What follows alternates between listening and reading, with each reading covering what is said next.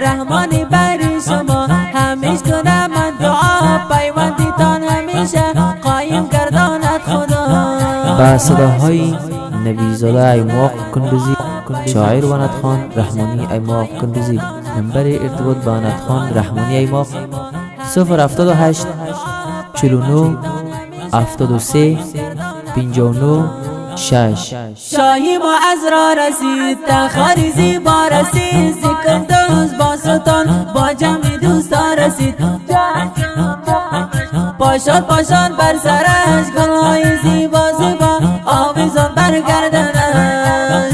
ببین شاهی ما را محمد وزیر زیبا یوسفی شده داماد ماشاءالله ماشاءالله. محمد وزیر داماد یوسفی لقب دلشاد مبارک ای نگار نامزد شدی تو نامزد یار یار تو یا سنتی رسول الله تکمیل نصف ایمان فانکحوا قول خدا.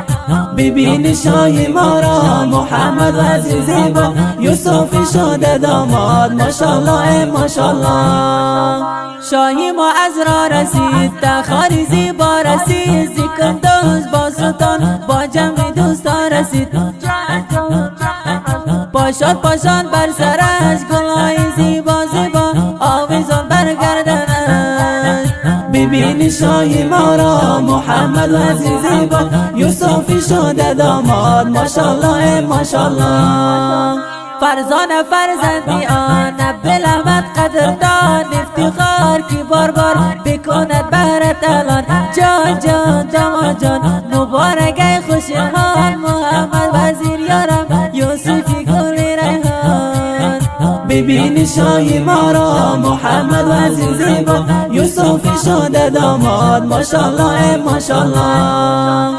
شاهی ما از را رسید تخاری زیبا رسید ذکر دوست با سلطان با جمع دوستا رسید. پاشاد پاشاد بر سرش گلهای زیبا زیبا آویزان برگردنش. ببین شاهی ما را محمد وزیر زیبا یوسفی شده داماد ماشاءالله ماشاءالله.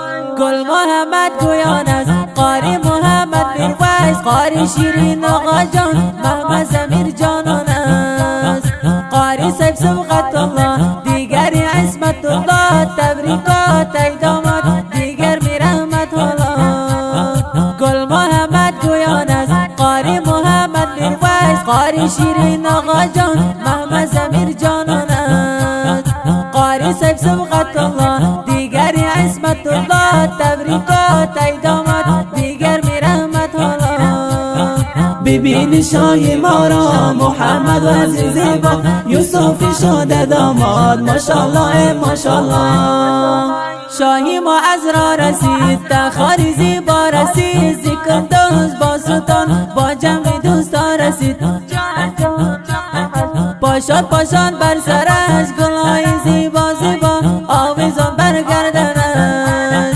ببین شاهی ما را محمد وزیر زیبا یوسفی شده داماد ماشاءالله ماشاءالله. همسر لباس بر شما شریکی غم و دردها وزیر جان داماد جان بدان قدر زرگا رحمانی بری شما همیش کنم من دعا پیوندیتان همیشه قایم گرداند خدا. همسر لباس بر شما شریکی غم و دردها وزیر جان داماد جان بدان قدر زرگا رحمانی بری شما همیش کنم من دعا پیوندیتان همیشه قایم گرداند خدا. ببین شاهی ما را محمد وزیر زیبا یوسفی شده داماد ماشاءالله ماشاءالله.